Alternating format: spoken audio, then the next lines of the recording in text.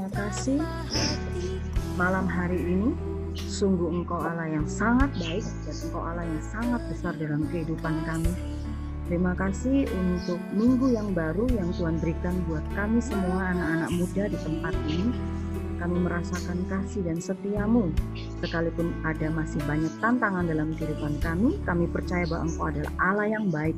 Kalau hari ini kami boleh ada sebagaimana kami ada, itu semua hanya karena kasih dan setia-Mu. Terima kasih Tuhan, terima kasih. Biarlah kiranya puji-pujian kami sampai kepadamu dan hati-Mu disukakan melalui pujian kami. Dan malam hari ini mari Tuhan, Roh Allah yang hidup yaitu Roh yang kudus hadir di setiap rumah-rumah pemuda Zoom Generation Faithful ini Tuhan, sehingga kami semua dilawat, kami semua dituntutkan kepada firman-Mu untuk bukan hanya menjadi pendengar tapi menjadi pelaku firman. Terima kasih Tuhan, urapi hamba-Mu yang tidak ada apa-apanya ini, karena biar Engkau yang semakin besar dan hamba ini semakin kecil. Terima kasih Tuhan, segala puji, hormat, kemuliaan, kuasa kami kembalikan hanya kepadamu di dalam nama Tuhan Yesus Kristus. Haleluya. Amin. Ya, shalom semuanya. Shalom. Shalom. Ya, puji nama Tuhan. Ya, kita udah masuk di minggu yang baru di bulan ini. Kita udah masuk minggu terakhir ya. So, kita udah bulan yang baru, puji nama Tuhan. Ya, firman pada malam hari ini kita ambil dari Mazmur 127 ayat 4. Mazmur 127 ayat 4. Hanya satu ayat sih, mungkin Kak Tineke aja yang bacain ya. Mazmur 127 ayat 4. Katakan begini, seperti anak-anak panah di tangan pahlawan, demikianlah anak-anak pada masa mudanya. Ya, dikatakan seperti anak panah di tangan pahlawan. Nah, pertanyaannya apakah benar kamu berada di tangan pahlawan? Ya, pertanyaannya apakah benar kita sebagai anak-anak muda, kita ini ada di tangan pahlawan? Karena banyak pergerakan di dunia ini, semua itu memakai anak-anak muda. Bahkan, bahkan teroris yang mengatasnamakan agama, mereka juga memakai anak-anak muda ya untuk melakukan aktivitas-aktivitas mereka yang tidak baik. Ya, jadi sekali lagi pertanyaannya, kita ada di tangan siapa? Di tangan penjahat atau di tangan siapa? Karena kalau kita ada di tangan penjahat, itu akan menghasilkan apa ya? Harmful. Maksudnya itu kita akan menjadi senjata yang sangat berbahaya kalau kita berada di tangan yang salah. Soalnya kenapa? Soalnya iblis ya, dia tahu banget potensi anak-anak muda. Ya, makanya dia berusaha menjatuhkan anak-anak muda karena mereka tahu potensi yang ada di dalam kalian itu dahsyat. Ya. Karena dalam hidup ini cuma ada dua pilihan. Ya, ini yang mau kita pelajari bersama. Dalam hidup ini cuma ada dua pilihan. Kita buka di Roma 6 ayat 17. Yang sudah dapat boleh langsung baca aja. Roma 6 ayat 17.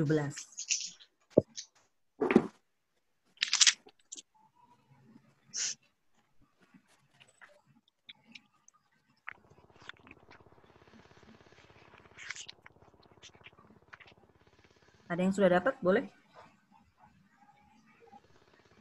Roma 6 ayat 17. Yuk, salah satu. Ada yang sudah dapat? Roma 6 ayat 17. Tetapi syukurlah kepada Allah, dahulu memang kamu hamba dosa, tetapi sekarang kamu dengan segenap hati telah mentaati pengajaran yang telah diteruskan kepadamu. Amin. Terima kasih Jonathan. Jadi dikatakan dari perikopnya aja dikatakan dua macam perhambaan. Itu judul firmannya hari ini. Ada dua macam perhambaan. Jadi pilihan kita yang pertama adalah tadi dikatakan tetapi syukur kepada Allah. Dahulu memang kamu adalah hamba dosa. Ya, jadi ada dua pilihan. Yang pertama adalah hamba dosa. Ya, hamba dosa itu seperti apa ya? Hamba dosa itu gini. Jadi ada perbedaan antara hamba dengan pembantu, ya beda ya. Ya kalau pembantu dia masih punya banyak kemudahan, dalam arti kalau kita yang punya asisten rumah tangga di rumah, ya biasanya tuh kalau pembantu itu mereka THR dapat, ya kan? Biasanya THR masih dapat. Terus kalau apa namanya hari raya mereka boleh cuti, ya kan? Boleh pulang kampung. Itu pembantu atau asisten rumah tangga. Tetapi kalau di sini dikatakan hamba, seorang hamba itu berbeda. Karena apa? Hamba itu budak. Ya. Jadi kakak jelaskan, hamba itu adalah budak. Budak itu tidak punya hak. Ya. Budak itu harus rela diperlakukan semau-mau tuannya. Nah, itu budak. Jadi kalau kita hidup memilih untuk menjadi hamba dosa, ini nggak keren banget. Ya, dikatakan karena kita hidup menjadi hamba dosa, jadi hamba dosa itu budak, hamba dosa itu jongos, hamba dosa itu kacung. Ya, sorry ya, kakak ngomongnya agak kasar, tapi supaya kita bisa ngerti, kalian bisa tahu bahwa hamba dosa itu terbelenggu hidupnya. Ya, jadi bukan sesuatu hal yang menyenangkan menjadi hamba dosa. Ya, kalau misalnya kak, waduh punya pacar banyak, ganti-ganti pacar, ya kan? Itu nggak keren. Ya, itu hamba dosa. Wah, gua apa namanya pakai narkoba misalnya ya. Itu nggak keren. Itu kamu jadi hamba dosa. Ya, apalagi mencintai pornografi. Ya, no, itu nggak keren. Itu hamba dosa. Kamu seperti terikat, kamu seperti terbelenggu, kamu nggak punya hak, kamu dikuasai hidupmu oleh iblis. Ya, nah, akhirnya apa? Kamu jadi tawanan. Kamu jadi tawanan kalau kamu menjadi hamba dosa. Nah, jadi kenapa kita jadi hamba dosa? Kita baca lagi tadi ayat yang tadi.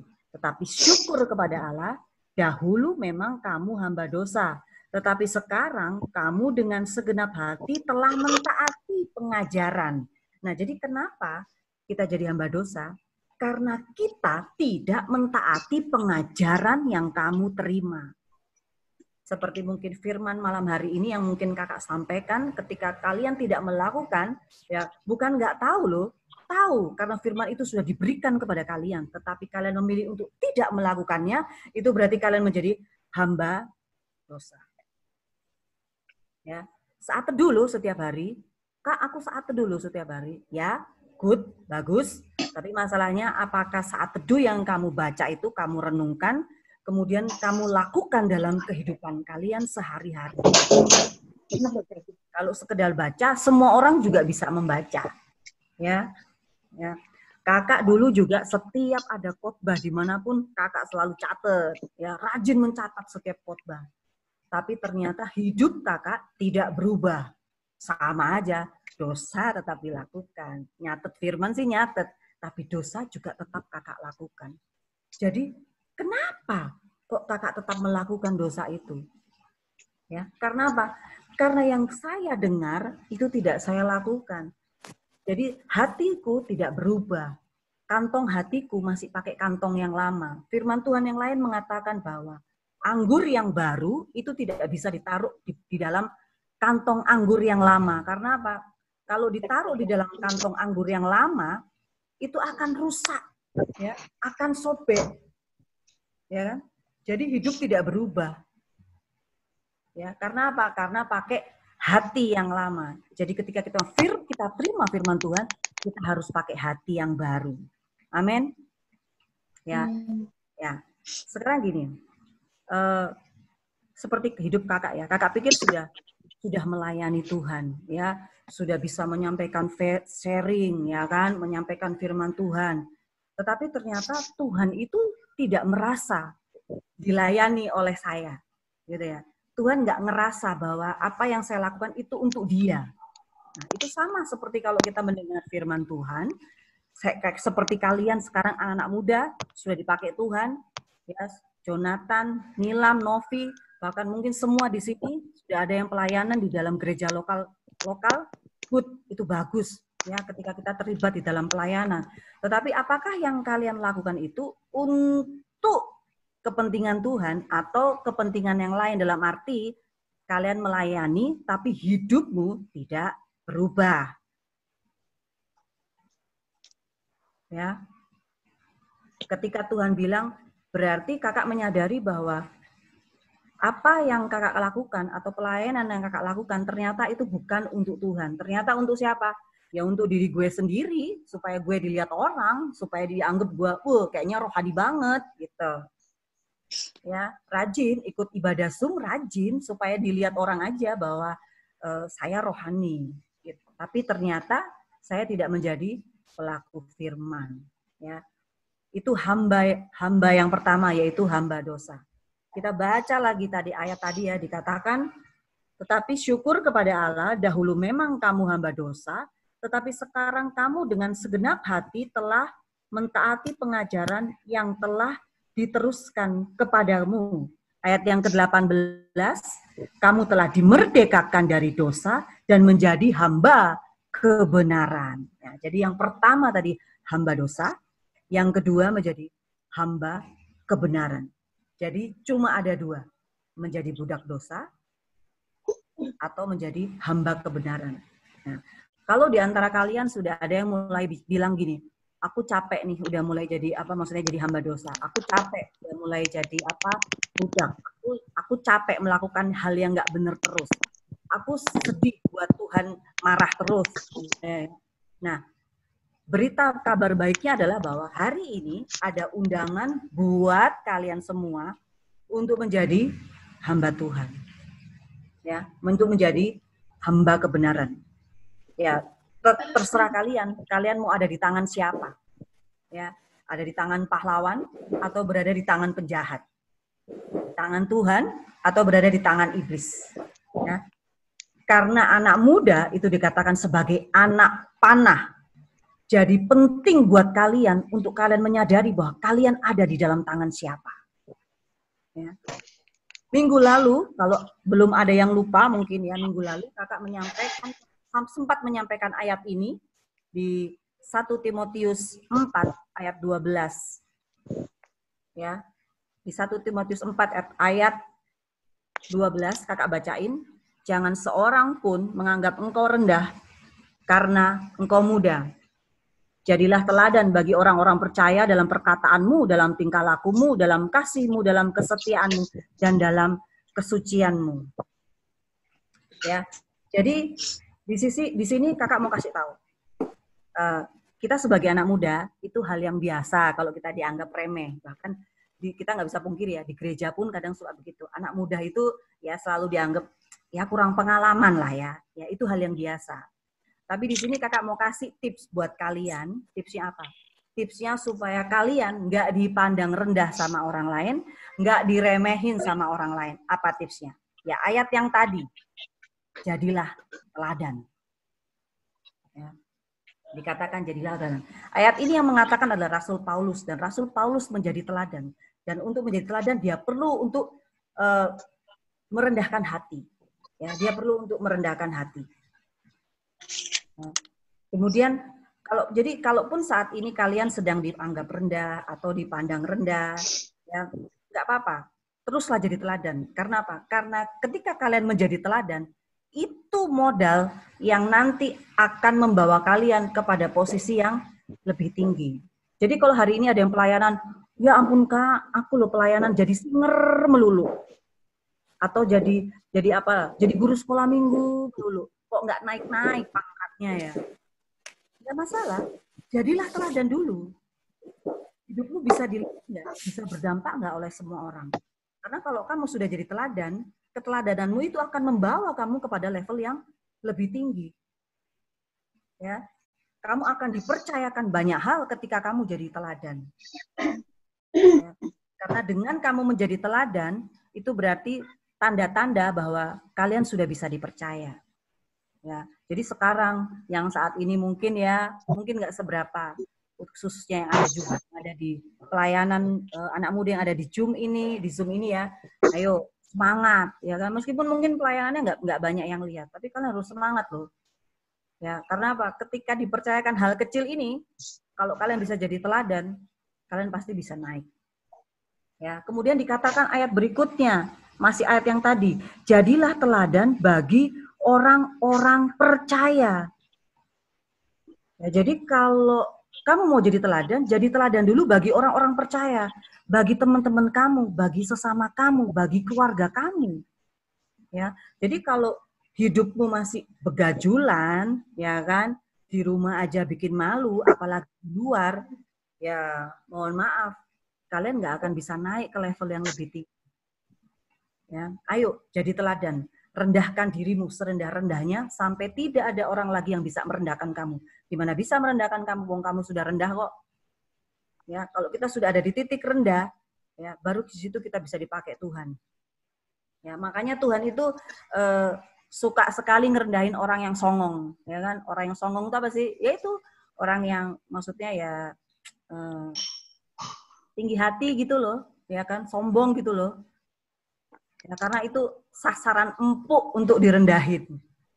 Ya, sasaran empuk untuk direndahin. Jadi jadilah teladan dikatakan dalam tingkah lakumu, dalam kasihmu, dalam kesetiaanmu, dalam kesucianmu.